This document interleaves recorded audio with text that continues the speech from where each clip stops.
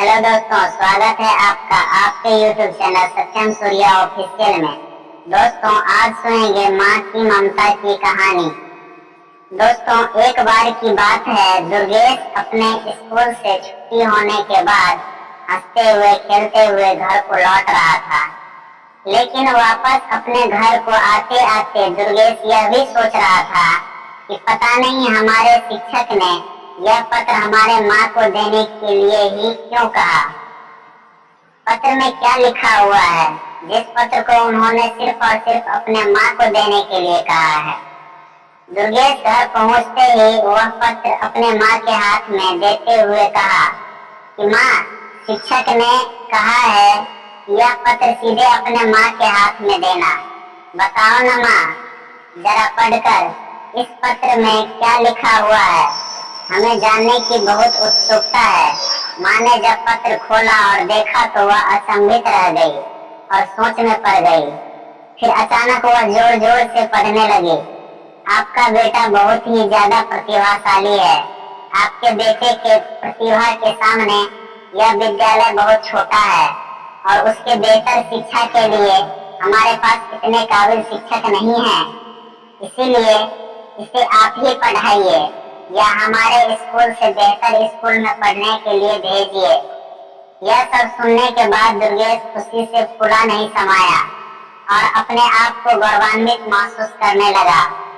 अब दुर्गेश अपनी माँ की देखरेख में और अच्छे से पढ़ाई करने लगा और वह बहुत ज्यादा मेहनत करने लगा। अब वह जहाँ भी जाता अपने साथ हमेशा किताबें रखता।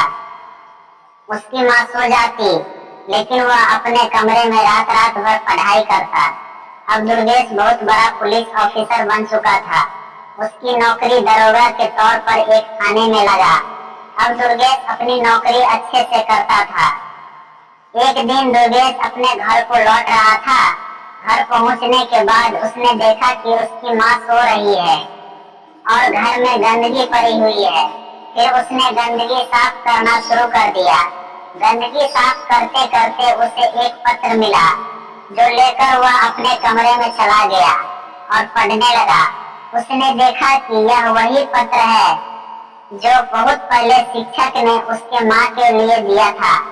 इसमें लिखा था कि आपका बेटा मंदबुद्धि है, आपका बेटा मानसिक रूप से बीमार है, जिस कारण उसकी पढ़ाई हमारे स्कूल में संभव नहीं है। इसलिए आपके बेटे को स्कूल से निकाला जा रहा है। इतना पढ़ने के बाद दुर्गेश अपने माँ के कमरे में गया और अपनी माँ के बेड के पास बैठकर रोने लगा। इतने में उसकी माँ की आँख खुल गई और उसने अपने बेटे को गले से लगा लिया और उसे बहुत समझाया। फिर दोनों माँ बेटे बहुत खुश थे और दुर्गेश ने अपने माँ की ऐसी ममता देखकर फूला नहीं समाया और दोनों माँ बेटे खुशी से झूम उठे और माँ और बेटे दोनों ने खूब नाच किया और खुशी मनाया। दुर्गेश ने बताया कि माँ का ममता अनमोल है, इसका कोई मोल नहीं है।